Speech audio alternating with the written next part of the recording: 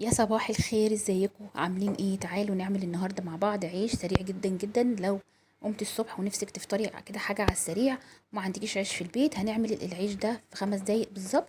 بس قبل ما ابتدي الفيديو انا امني، يلا بينا نبدا.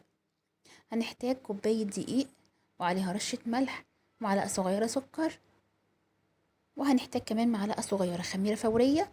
هنقلب كل المكونات الجافه دي مع بعضها.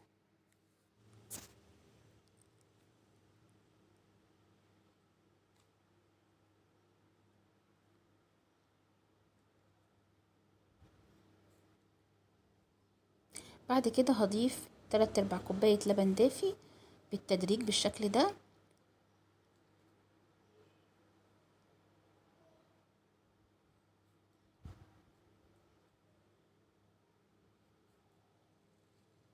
بعد كده هضيف ربع كوباية مية وهكمل تقليب.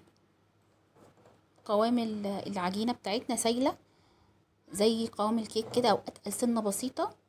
هفضل اقلب فيها كويس جدا لحد ما المكونات تختلط مع بعض.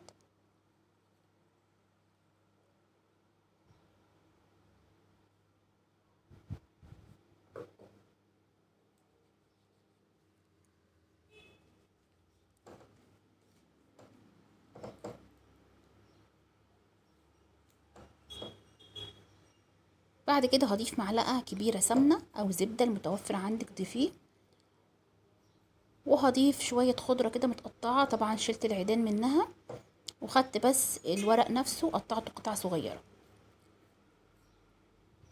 بعد كده في طاسة هدهنها زبدة او سمنة وهسخنها وهوطي النار خالص وهبتدي ان انا اصب الخليط كده بالشكل ده واسويه وهسيبه لحد ما يستوي من تحت. وبعد كده هقلبه على الناحية التانية.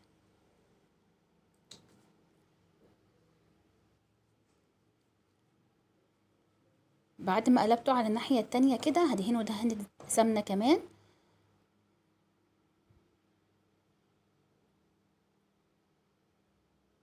وبعد كده هطلعه وهحطه في طبق وهغطيه كويس جدا علشان يفضل طري معايا.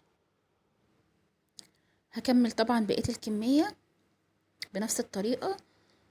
وده شكله النهائي اهو. طعمه تحفة، ينفع جدا في الفطار وفي العشاء. طري، ممكن تعملي منه سندوتشات.